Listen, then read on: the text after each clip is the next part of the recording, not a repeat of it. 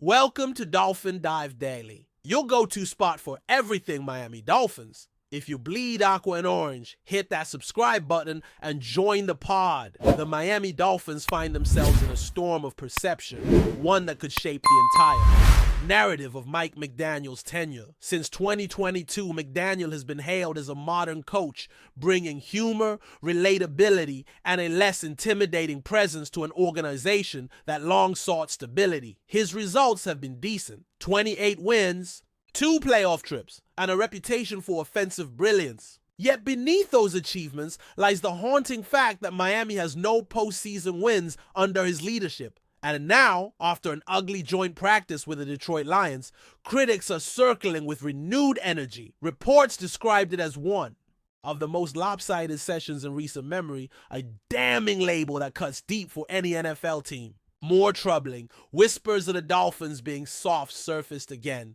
striking at the heart of a cultural critique that no franchise owner or locker room wants attached to their identity. The Lions, a team once mocked for decades of mediocrity, suddenly look like the seasoned predator in those practices. Jared Goff found Amon-Ra St. Brown with ease, while Miami's quarterbacks Tua Tagovailoa and Zach Wilson were harassed, pressured, and intercepted in ways that made the Dolphins look like the JV squad. Lions linebacker Grant Stewart even fueled the fire by talking trash beforehand, questioning whether Miami truly practices with the same intensity as Detroit.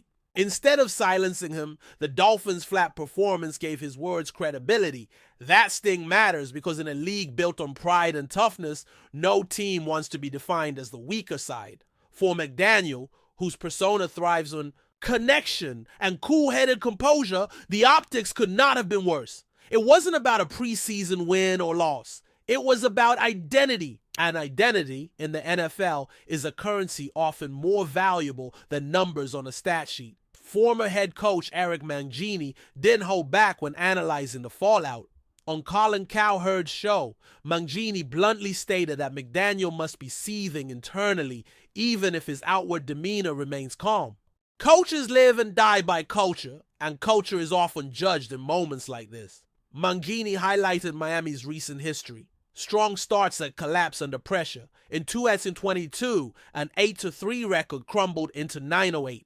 In 2023, they sat at 11-4 before losing 3 straight, capped by a wild-card defeat in Kansas City. That trend reinforces the criticism of lacking grit and stamina. For a coach already accused of being more vibe than edge, the Lions debacle serves as confirmation bias for skeptics. Mangini's perspective was sharp. If the Dolphins continue showing signs of softness, McDaniel's methods may no longer be seen as refreshing, but rather as detrimental. For an owner like Stephen Ross, perception is just as damaging as the scoreboard. Ross's reputation complicates the equation further.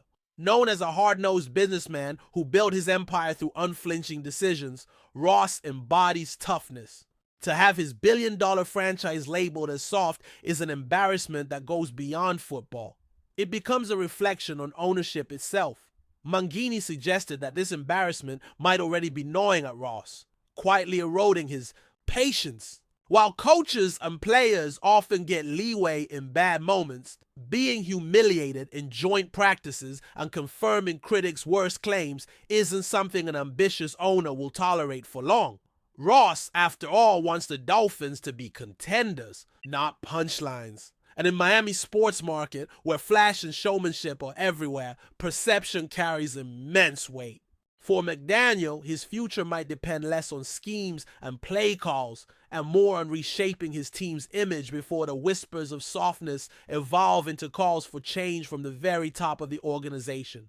Colin Cowherd added fuel to the conversation with his trademark bluntness. He argued that any label would have been preferable to soft. Even chaos, like fights breaking out and scuffles dominating headlines, would have painted Miami as fiery and passionate. Instead, the takeaway was a team out-muscled and out-prepared, and that sticks like glue in NFL discourse. Cowherd joked that Miami would have been better off being called reckless or too aggressive. At least that suggests fight.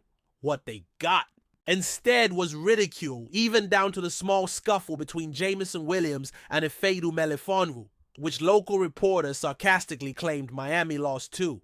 When your team is marked even in scraps, it's a red flag. For McDaniel, this episode may haunt him longer than a preseason blowout because it plays into the exact narrative that his critics, and possibly his boss, have been waiting to amplify at the worst possible time. The irony is that McDaniel's philosophy has worked before. His approach built the league's most explosive offense in 2023, turning Miami into a juggernaut of speed and creativity. Tyreek Hill and Jalen Waddle thrived under his system, and for much of the season, the Dolphins looked like legitimate Super Bowl contenders. Yet when the calendar flipped to December and the games got tougher, Miami faltered again. This inconsistency feeds into the narrative that McDaniel can't sustain momentum when the pressure intensifies. That is why the Lions practice matters. It isn't just a one-off embarrassment. It symbolizes a larger issue that even success cannot mask: the inability to match physicality and mental resilience when it matters most. For fans, the frustration is palpable. They've seen this story before: excitement early, heartbreak late.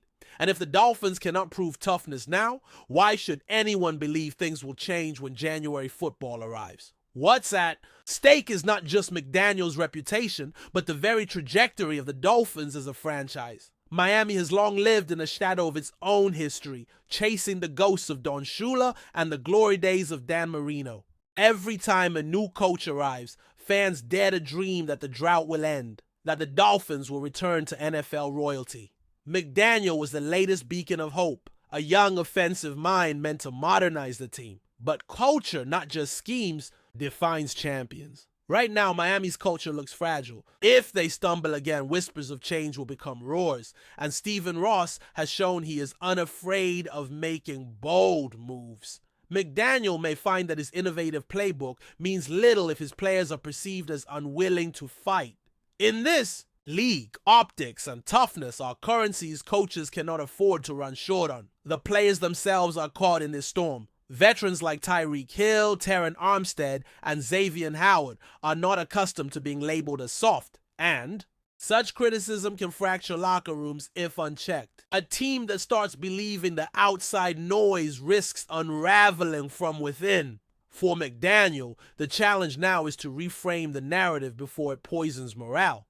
Practices must be sharper, intensity must be undeniable, and players must embody the fight critics claim is missing. If they don't, the doubt will linger into the season, and every mistake will be seen through the lens of weakness. It's not just about strategy anymore, it's about pride. NFL teams often rally behind being doubted, but if the Dolphins instead sulk under scrutiny, then McDaniel's greatest strength, his ability to connect with players, could quickly become a weakness if the locker room loses faith in his leadership style. Looking ahead, Miami's schedule offers little mercy. The AFC East is loaded, with Buffalo, the Jets, and a surging Patriots defense all ready to exploit any perceived weakness. Add in matchups against physical teams like Baltimore or San Francisco, and suddenly the Dolphins season feels like a proving ground for toughness. Every hit, every missed block, every fourth quarter collapse will be magnified by the softness. Narrative. If McDaniel turns this around, silencing critics by guiding his team through adversity, it will be one of the most impressive coaching jobs in the league. But if the Dolphins stumble again, especially late in the season, the whispers about his future could turn into a full-blown coaching surge. In Miami, the spotlight is unforgiving, and fans demand progress, not excuses. McDaniel has no choice but to adapt, or risk being remembered as a clever but ultimately ineffective chapter in Dolphins history. Ultimately, the story of Mike McDaniel and the Miami Dolphins is still being written, but the themes are becoming clear. This isn't just about wins and losses, it's about identity, resilience, and the brutal optics of NFL culture. Nobody in sports wants to be called soft, least of all a football team in one of the league's toughest divisions. Whether fair or not, perception is reality until proven otherwise. And right now, the perception is damning. For McDaniel, every practice, every game, and every press conference will serve as a test of his ability to reshape the narrative. Can he prove that Miami is more than speed and schemes, that they're also fighters who won't back down? Or will this season cement the doubts that have shadowed his tenure from the start? The answers will define not just his career, but also the Dolphins' pursuit of long-awaited legitimacy. Still with us? Then show some love, hit that like button, and let us know in the comments, what's your take on the Fins this week? Dalvin Cook arriving in Miami has sent shockwaves through the NFL rumor mill. And right now, the buzz is that the star running back is on the verge of signing a one-year contract with the Dolphins. Fans outside the team's facility spotted Cook earlier today, and the social media feeds exploded within seconds, with photos and short clips going viral. The sense is that Miami wants to add veteran firepower to a backfield already stacked with speed, and Cook's presence would be both a headline and a tactical weapon. He's been a Pro Bowl caliber player for years, and Dolphin supporters see this as a sign that the front office is not messing around. Even though nothing has been officially confirmed yet, the atmosphere feels like it's just a matter of signatures and announcements, with Cook potentially becoming the missing piece for a team hungry to make a deep playoff run. The interesting part of this rumor is not just the arrival itself, but the timing of it. Miami's offense has been built around explosiveness, with Tyreek Hill and Jalen Waddle burning defenses week after week, and now the idea of pairing that aerial threat with a proven workhorse like Cook feels almost unfair to opponents. What makes this possible is the structure of a one-year deal, which would allow Miami to test the waters without a long-term financial commitment, while Cook gets a chance to showcase his talent in a high-profile, playoff-ready environment. Insiders close to the situation whisper that both sides are enthusiastic, even if the language of the contract still needs to be ironed out. The buzz suggests that Cook himself is motivated, not just by the financial side, but by the opportunity to play in his home state of Florida, which makes this potential union feel almost like destiny. Of course, this isn't just about adding another name to the roster. It's about redefining what Miami's offense can do. Imagine defenses having to pick their poison. Do they load the box to stop Cook's bruising runs, risking single coverage against Hill and Waddle, or do they play two safeties deep and allow Cook to rip through open lanes? That kind of balance can elevate quarterback Tua Tagovailoa's efficiency, taking pressure off his shoulders while giving head coach Mike McDaniel even more creative flexibility with his playbook. McDaniel is already known for designing deceptive, speed-driven schemes, and now adding a versatile back like Cook could make game planning for Miami a nightmare. Rumors suggest the coaching staff has been pushing for this move behind the scenes, seeing Cook as more than just depth, but rather as a centerpiece in certain offensive sets. If that's true, the Dolphins could be gearing up for a historic offensive season. There's also the emotional and cultural impact of this possible signing. Cook grew up in Miami, and the story of a hometown star returning to play for the Dolphins would ignite fan passion in a way that stats alone cannot capture. City thrives on energy, flair, and big personalities, and Cook fits that mold perfectly.